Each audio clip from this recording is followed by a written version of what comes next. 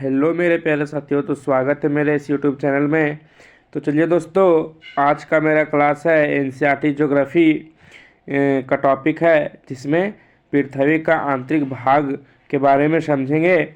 इसके पहले हम एक वीडियो और बना चुके हैं इसके बारे में, तो उसके आगे आज हम लेकर चलते हैं। तो इसके पिछले वीडियो में लास्ट टॉपिक हमने देखा था, सेल कितने प्रकार के होते हैं। तो सेल कितने प्रकार के होते हैं, तो उसी को हम आज आगे लेकर चलेंगे दोस्तों।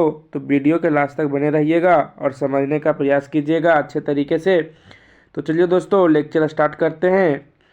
पहला क्या हमारा सेल क्या है, 3 प्रकार के होते हैं। कल का ही वीडियो में हमने चर्चा किया था कि जो हमारा सेल है वह कितने प्रकार के होते हैं, 3 प्रकार के होते हैं। पहला कौन है, हमारा जो पहला है आग्नेय सेल है, जिसे इंग्लिश में क्या कहते हैं, इग्नियस सेल कहते हैं या इग्नियस कोर कहते हैं इंग्लिश में। तो चलिए दोस्तों, समझते हैं आग्नेय सेल होता क्या है। तो समझने का प्रयास कीजिएगा। क्या बोला है कि द्रवित मैग्मा, द्रवित यानी गर्म, द्रव यानी तरल पदार्थ, क्या है दोस्तों, द्रव यानी लिक्विड फॉर्म में होता है, इसलिए यहाँ द्रव का उपयोग किया गया है, और गर्म भी। तो द्रवित मैग्मा ठंडा होकर, क्या बोला गया है, द्रवित मैग्मा ठंडा होकर ठोस हो जाता है, और इस प्रकार बने सेल को क्या कहते हैं, आग्नेय सेल कहते हैं। इन्हें प्राथमिक सेल भी कहते हैं। क्या बोला गया है दोस्तों कि द्रवित मैग्मा जब क्या है कि जब हमारा ऊपर पट्टी के सतह जो है, क्या है दोस्तों, हमारा पृथ्वी 3 भागों में बटा है। चलिए समझते हैं। क्या है दोस्तों, यह हमारा क्या है, पृथ्वी है, और यह क्या है, ऊपरी परत है, और यह क्या हमारा दूसरा परत, जिसे मेटल कहते हैं। अब मेटल का जो यहाँ ऊपरी परत है, यहाँ से हमारा क्या है दोस्तों, मैग्मा निकलता है, बाहर निकलता है यहाँ से मैग्मा, ठीक है। तो यह जो मैग्मा निकलता है, तो क्या होता है, धरातल पे आके यहाँ पे क्या होता है, यहाँ पे लावा क्या होता है, ठंडा हो जाता है, और इस प्रकार से बने जो ठंडा होने के बाद जो हमारा सेल बनता है, उसी को क्या कहते हैं, आग्नेय सेल कहते हैं। अब चलिए आगे समझते हैं। आग्नेय सेल जो है 2 प्रकार के होते हैं। हमारा आग्नेय सेल कितने प्रकार के होते हैं, 2 प्रकार की होती है। पहला अंतर्भेदी सेल और दूसरा बहिर्भेदी सेल। पहला अंतर्भेदी सेल और दूसरा बहिर्भेदी सेल। तो चलिए दोस्तों, अब आगे समझते हैं एक एक करके अंतर्भेदी सेल क्या है। समझिएगा। क्या बोला गया है कि द्रवित मैग्मा कभी कभी भूपर पट्टी के अंदर गहराई में ही ठंड हो जाता है। क्या बोला गया है कि द्रवित मैग्मा कभी कभी भूपर पट्टी यानी जो ऊपरी परत है, पृथ्वी का जो ऊपरी परत है, ऊपरी परत उसी के अंदर गहराई में ही क्या होता है, ठंड हो जाता है। जैसे समझिएगा कि मान लीजिए यह ऊपर का क्या है, ऊपरी परत है, ठीक है। इसके नीचे यहाँ पे क्या है हमारा, जब यह मैग्मा यहाँ से जब उत्सर्जित होती है, तो क्या होता है, धीरे धीरे आकर पूरी तरह से ऊपर भूपट्टी पर नहीं आ पाता है, और यह क्या होता है कि इसी जगह पे यानी इसी गहराई भाग में क्या होता है, पिघल के ठंडा हो जाता है, और इस प्रकार से बने ठोस सेल को क्या कहते हैं, अंतर्भेदी आग्नेय सेल कहते हैं। तो दोस्तों समझिएगा। और क्या होता है फिर आगे, धीरे धीरे ठंडा होने के कारण यह बड़े दानों का रूप ले लेता है। और जब क्या होता है दोस्तों, जब यह अंतर्भेदी सेल क्या है कि हमारा जब द्रवित मैग्मा, क्या दोस्तों, द्रवित मैग्मा जब भूपर पट्टी के अंदर गहराई में ही ठंड हो जाता है, तो इस प्रकार से जो हमारा सेल बनता है, ठोस सेल जब ठंडा हो जाएगा, जब हमारा जो मैग्मा है बाहर निकलेगा, और क्या है कि वह बाहर निकलने के बाद वह लावा का रूप होता है, तो जब वह ठंडा हो जाता है, तो क्या कहता है, जो ठंडा भाग है वह हमारा सेल का रूप ले लेता है। लेकिन हमारा भूपर पट्टी के ऊपर हमारा जो लावा है, वह मैग्मा है, वह नहीं आ पाता है, और नहीं आ पाने के कारण क्या होता है कि अंदर में ही वह ठंडा होकर एक सेल ठोस बन जाता है। ये क्या होता है, ठोस सेल बन जाता है और फिर क्या होता है कि धीरे धीरे ठंडा होने के कारण बड़े दानों का रूप ले लेता है। जब बड़े दाने का रूप ले लेता है तो इसी को हम क्या कहते हैं, अंतर्भेदी सेल। क्या कहते हैं दोस्तों, अंतर्भेदी सेल। अब आगे समझिएगा, ग्रेनाइट ऐसे ही सेल का एक उदाहरण है। क्या बोला गया दोस्तों, जो ग्रेनाइट है, क्या ग्रेनाइट है, क्या है, ऐसे एक सेल का उदाहरण है। अब चलिए दूसरा समझते हैं, बहिर्वेदी सेल। बहिर्वेदी सेल, यहाँ भेदी यहाँ द कर लीजिएगा दोस्तों, ठीक है। क्या है, यहाँ बहिर्वेदी सेल होगा, ठीक है। तो चलिए समझते हैं, क्या बोला गया, जब द्रवित लावा पृथ्वी की सतह पर आता है। क्या बोला गया है, जब द्रवित लावा यानी गर्म लावा पृथ्वी की सतह पर आता है तो यह तेजी से क्या होता है, ठंड होकर ठोस बन जाता है। क्या होता है दोस्तों, ठंड होकर ठोस बन जाता है और भूपर पट्टी इस प्रकार से बने सेल को बहिर्वेदी सेल कहते हैं। यानी क्या बोला गया दोस्तों कि जो हमारा मैग्मा है, क्या है, मैग्मा है, वह भूपर पट्टी यानी पृथ्वी की सतह पर आता है, द्रवित लावा यानी गर्म लावा, तो क्या होता है, तेजी से ठंड हो जाता है और ठंड होने के बाद जो हमारा सेल बनता है, क्या बनता है, जो हमारा सेल बनता है उसी को क्या कहते हैं, बहिर्वेदी सेल बोलते हैं। अब आगे समझिएगा, इनकी संरचना बहुत महीन दानों वाली होती है। क्या बोला गया है, इसका जो संरचना है, क्या है, बहुत महीन, यानी एकदम पूरा नमक जैसे देखे ना दोस्तों, उसी टाइप का पूरा महीन क्या होता है, दानों वाली होती है। और उदाहरण के लिए इसका जो क्या है, एक बोसाल्ट हो सकता है। बहिर्वेदी सेल का उदाहरण क्या होता है, बोसाल्ट हो सकता है, या दक्कन का पठार बोसाल्ट सेल से ही बना है। चलिए अब आगे समझते हैं, सेल का हम दूसरा प्रकार पढ़ते हैं। क्या नाम है, अवसादी सेल। क्या है, अवसादी सेल। तो चलिए समझने का प्रयास कीजिएगा। क्या बोला गया है, सेल। सेल का मतलब होता है चट्टान या पत्थर। क्या होता है तो चट्टान या पत्थर। तो जब यह सेल क्या होता है, लुढ़क कर या चटक कर तथा एक दूसरे से टकरा कर छोटे बड़े टुकड़ों में क्या होता है, टूट जाती है।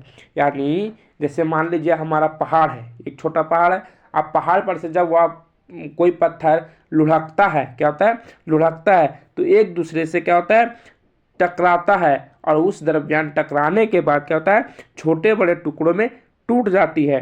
तो इन छोटे कणों को क्या कहते हैं हम, जो कण टूटता है, क्या होता है, जो कण टूटता है, जो पत्थर का ही भाग कोई छोटा कोई बड़ा टूट जाता है, तो उस टूटे हुए भाग को क्या बोलते हैं, अवसाद बोलते हैं। क्या बोलते हैं दोस्तों, अवसाद बोलते हैं।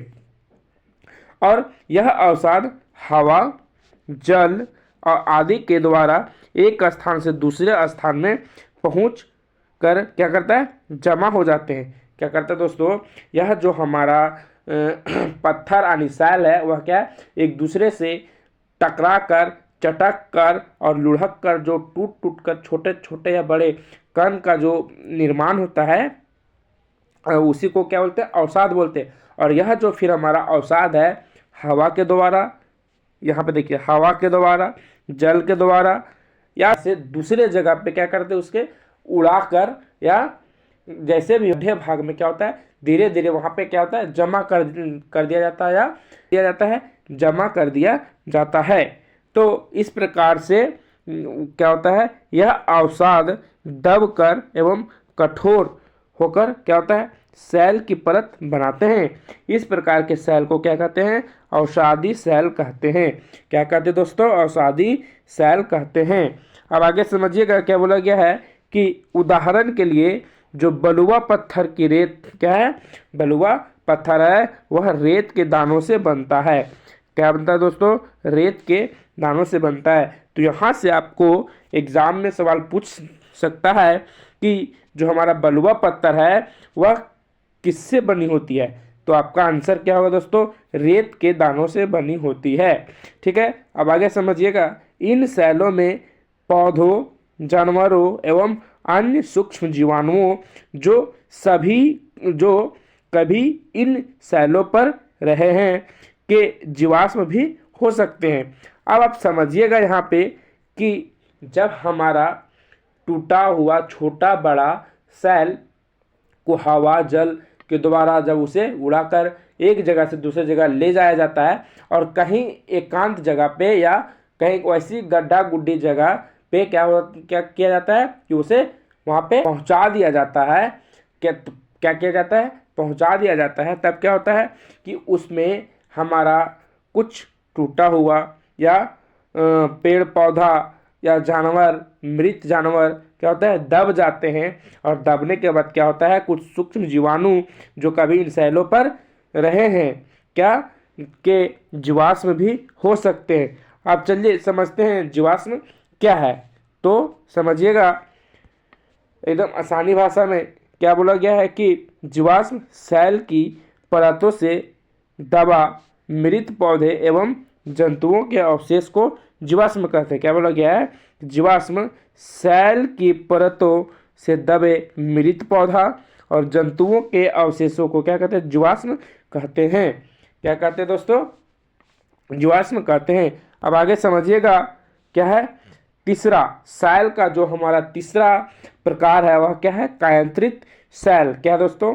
कायांतरित सेल। तो समझने का प्रयास कीजिएगा कि आखिरकार कायांतरित सेल है क्या। तो यहाँ क्या बोला गया कि आग्नेय और अवसादी, आग्नेय एवं अवसादी सेल उच्च ताप एवं दाब के कारण, क्या बोला गया है? आग्नेय और अवसादी सेल उच्च ताप एवं दाब के कारण कायांतरित सेल में परिवर्तन हो जाता है। क्या होता है? परिवर्तन हो जाता है। जैसे उदाहरण के लिए चिकनी स्लेट एवं चूना पत्थर संगमरमर में परिवर्तन हो जाता है। जो चिकनी स्लेट क्या होता है और चूना पत्थर संगमरमर में परिवर्तन हो जाता है। जैसे कि मान लीजिए हमारा आग्नेय सेल है, अवसादी सेल है, समय के कारण, समय धीरे धीरे समय के वजह से क्या होता है कि जब वह दाब और ताप के कारण, उच्च दाब और ताप के कारण जब वह परिवर्तन हो जाता है तब वह कायांतरित सेल में परिवर्तन हो जाता है। तो उसी को हम क्या कहते हैं? कायांतरित सेल। क्या कहते हैं? कायांतरित सेल। अब आगे समझिएगा क्या बोला गया है कि सेल हमारे लिए बहुत उपयोगी है। क्या दोस्तों? सेल हमारे लिए बहुत उपयोगी है। कठोर सेलों का उपयोग सड़क, घर और इमारत बनाने के लिए किया जाता है। क्या बोला गया दोस्तों कि जो हमारा सेल है वह हमारे जीवन के लिए बहुत ही उपयोगी है। जैसे कठोर सेल का उपयोग हम कहाँ कहाँ कर सकते हैं? सड़क बनाने में, घर बनाने में, इमारत बनाने में और अन्य जगह पे हम कर सकते हैं। अब आगे समझते हैं सेल चक्र क्या है। क्या दोस्तों? सेल चक्र क्या है? तो सेल चक्र चलिए समझते हैं। क्या बोला गया है कि एक सेल से दूसरे सेल में परिवर्तन होने की क्रिया को क्या कहते हैं?